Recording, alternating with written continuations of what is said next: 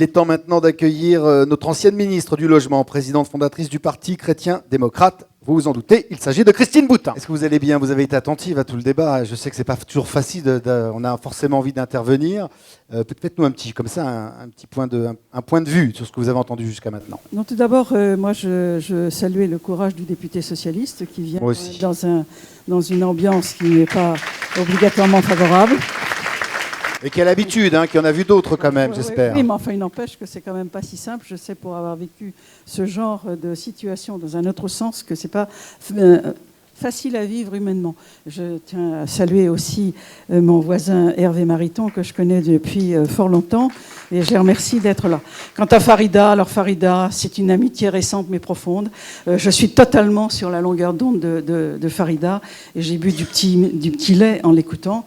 Quant à notre psychiatre, eh bien, il a dit des choses fortes que je partage. Alors, ce que je voudrais... je ne sais pas quelle question vous allez me poser. Vous me l'avez dit, mais je ne m'en souviens plus. Mais ce que je peux vous dire, c'est que moi, je pense profondément, et je respecte l'intelligence de notre ami Mariton. Et je sais ses contraintes, et je sais vos contraintes aussi de politique et de député en responsabilité. Moi, je n'ai plus cette responsabilité-là. Et j'ai donc une liberté totale. Et moi, je ne me pose plus de questions. Vous me connaissez tous, en tous les cas, les deux parlementaires ici, vous me connaissez bien. Depuis 30 ans, je vois se dérouler le film. Ça fait 30 ans que j'essaie de composer avec mon caractère, avec mes exigences, mais j'essaie de comprendre tout le monde. Et maintenant, moi, il y a une chose qui est très claire. Et j'en rends hommage, et c'est sans doute le seul hommage que je rends à M. Hollande, c'est comment il est clair, il nous dit clairement qu'il veut changer de civilisation. Et moi, ce changement de civilisation, je n'en veux pas. C'est clair, c'est net et c'est précis. Voilà, je ne me fais plus de nœuds au cerveau. La bonne volonté des uns et des autres, je la respecte. J'ai essayé de comprendre et maintenant je dis, notre psychologue nous a dit que nous étions dans le temps de la confusion. Eh bien, moi, je ne veux plus de confusion. Un homme, c'est un homme. Une femme, c'est une femme. Et voilà.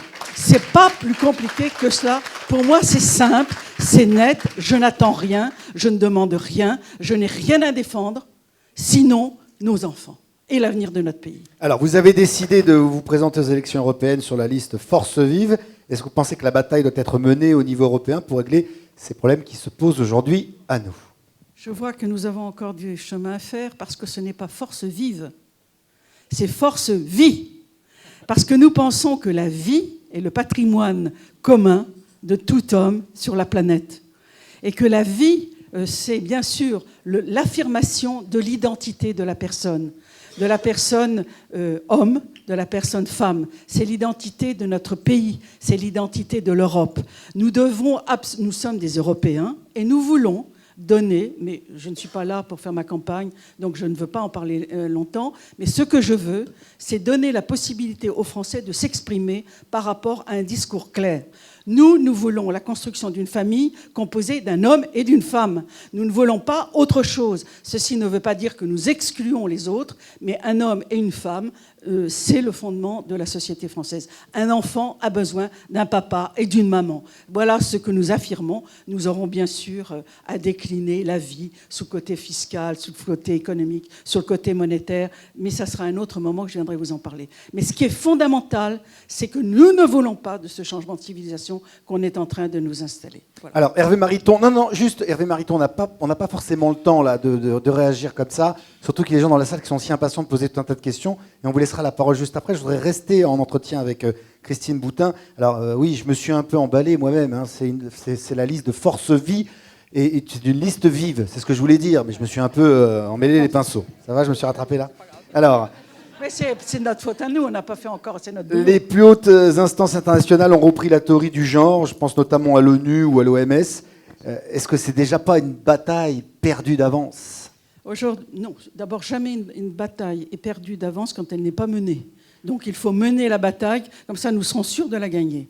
Ce qui se passe, effectivement, je ne veux pas trop développer, mais actuellement, il faut savoir que pour les développements, en particulier en Afrique, les subventions qui sont accordées par l'OMS et l'ONU sont maintenant subordonnées au développement dans les écoles et dans les sociétés africaines à la théorie du genre. C'est-à-dire que si des États refusent le démarrage de la réflexion sur le gender, eh bien la subvention n'est pas versée aux pays émergents. Alors pourquoi vous avez soutenu la JRE ?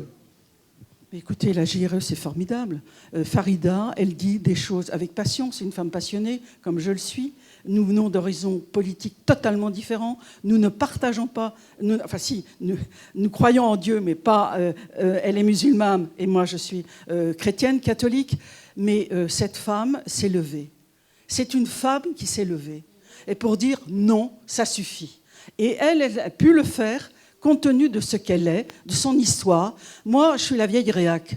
Moi, je suis la vieille ringarde. Moi, naturellement, ce que je dis n'a pas de crédit. Elle vient de la gauche, elle est musulmane. Naturellement, c'est mieux entendu. Et moi, ce que je souhaite, c'est que tous les hommes et les femmes qui croient véritablement dans cette différence sexuelle, eh bien, suivent Farida Belgoul. Moi, je n'ai aucun souci avec elle. Ce qu'elle dit est la vérité. Elle a même les mots qu'il faut pour pouvoir être compris par l'ensemble de nos concitoyens. Ce n'est pas de la démagogie, elle n'attend rien, elle non plus, elle veut simplement, comme moi, que mes enfants aient les références qui leur permettent de se construire. Et moi, je suis totalement avec Farida Belgoul. Vous pouvez imaginer tout ce qu'on en a pu me dire aussi du fait d'être à côté de Farida Belgoul. On m'a reproché ce qu'on lui reproche aussi, parce qu'elle qui vient de l'extrême gauche, maintenant on trouve le moyen de lui dire qu'elle vient de l'extrême droite, qu'elle ne connaît que des gens d'extrême droite. Comme si, parce qu'elle défendait la vérité, elle était d'extrême droite. Donc moi je suis avec Farida Belgoul et je l'assume totalement. C'est un jeu politique auquel vous êtes habitué, vous savez comment ça se passe à chaque fois. Alors peut-être nous dire, et ce que je disais aussi à Hervé Mariton, c'est si...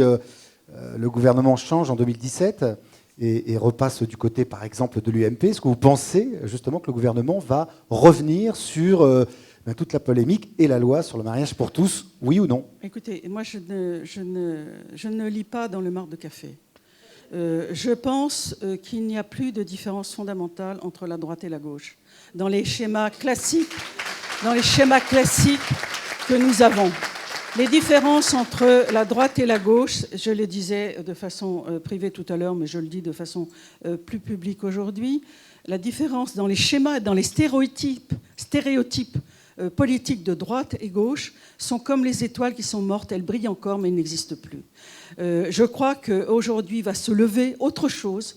Et cette autre chose, eh bien, je suis incapable de vous dire aujourd'hui ce que ça va être, mais certainement que le peuple de France n'acceptera plus ces gesticulations et cette manipulation de la pensée de nos enfants pour demain.